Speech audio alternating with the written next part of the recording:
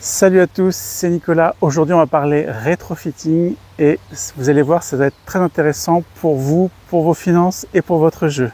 Et pour ça, je suis avec Arnaud, Club Fitter, Club Maker. Je te laisse la parole, Arnaud. Absolument. Bonjour à tous. Oui, le rétrofitting, c'est un terme peut-être que je me rends pas compte, que peut-être peu de golfeurs connaissent. Oui, on connaît pas trop. Je pense que le terme n'est pas très connu. En tout cas, je tiens pas de statistiques ni de tableau de bord précis de mon activité, mais je dirais qu'en gros, c'est quand même pas loin de 50% de mon activité. Ouais, c'est-à-dire un golfeur sur deux qui vient me voir en fitting repart avec le concept de rétrofitting. C'est-à-dire, pour être très simple, le rétrofitting, c'est de dire à un golfeur, monsieur, madame, pas besoin de changer vos têtes de fer, par exemple. Franchement, vos têtes de fer, elles sont très bien. Des clubs neufs, quoi. Vos clubs, vos clubs, ils ont 2 ans, ils ont 3 ans. Même parfois, tu sais, moi, j'ai vu des golfeurs qui avaient des clubs de 5-6 ans, qui sont très soigneux, avec des têtes qui sont encore de belle qualité. Franchement, gardez vos têtes. Bien sûr que vous avez l'option, si vous voulez vous faire plaisir, de repartir sur du neuf. Mais franchement, on pourrait tout à fait garder vos têtes. Et le rétrofitting, ça va être par contre de changer le shaft, de changer le grip, de rallonger ou de raccourcir le club si besoin, de rééquilibrer, de vérifier les lofts, le lie, etc. C'est ce que j'ai fait avec toi. J'ai voulu les manches un peu plus lourds. Oui. Je me suis pas amusé à acheter une nouvelle série. Absolument. On a juste changé le manche et le grip au passage. Les têtes PXG de Nicolas, je veux dire, elles sont... Bon, Nicolas est quelqu'un de très soigneux, il faut quand même le dire. Elles sont en parfaite qualité. Et franchement... tout intérêt d'un point de vue financier de les garder et de faire ce que j'ai fait, c'est-à-dire changer tes shafts, changer tes grips, et évidemment après c'est un montage rigoureux qui fait que les lofts sont bien espacés, l'équilibrage des clubs est bien réglé, etc. Donc ça c'est la première formule, garder les têtes, changer les shafts et les grips, bien souvent les grips. Ouais. Un cas moins fréquent mais que j'ai quand même vu, c'est des golfeurs. Pour le coup, les têtes étaient mortes, tout à fait rincées, mais je leur ai dit, vos shafts, ils sont quand même encore pas mal du tout pour vous. Ils sont encore bons, vos shafts. Vous pourriez les garder.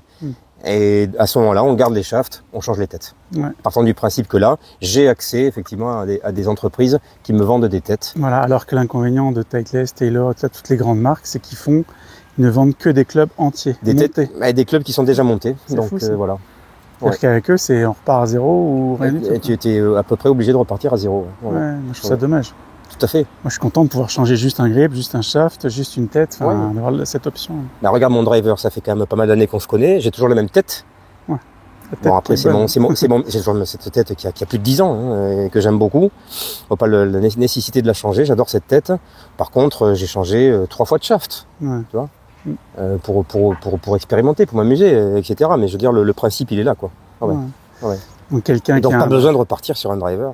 Ouais, c'est ça. On peut venir te voir avec son driver et juste en gardant la tête, on peut changer des shafts pour avoir un shaft hyper adapté. Tout à fait. À son jeu, à son âge. C'est une discussion. Si et seulement si, bien sûr, les têtes sont encore de qualité et si ces têtes correspondent évidemment aux besoins du golfeur. Voilà.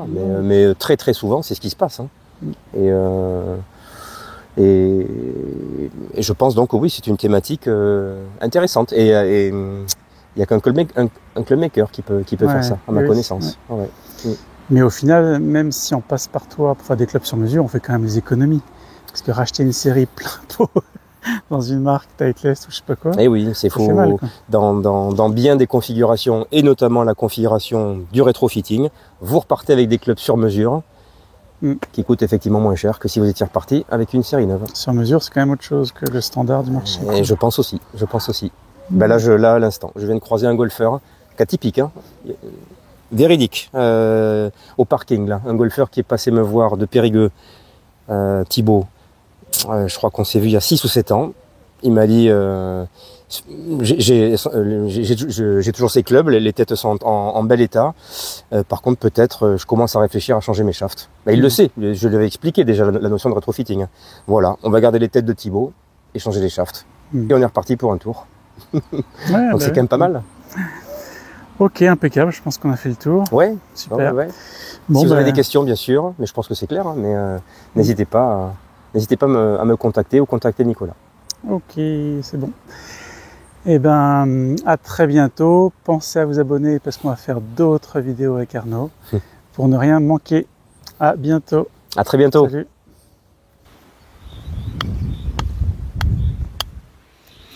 Alors pour ceux qui aiment les explications simples, et si vous cherchez des solutions efficaces pour améliorer votre jeu, et bien là dans la description, je vous ai mis les liens vers mes formations. Alors vous verrez, déjà la première, elle est gratuite, elle est très complète, et franchement, quel que soit votre niveau de jeu, je vous la recommande fortement. Moi j'espère vraiment qu'à travers ces formations, vous allez pouvoir franchir un nouveau cap dans votre jeu. Donc je vous dis à bientôt.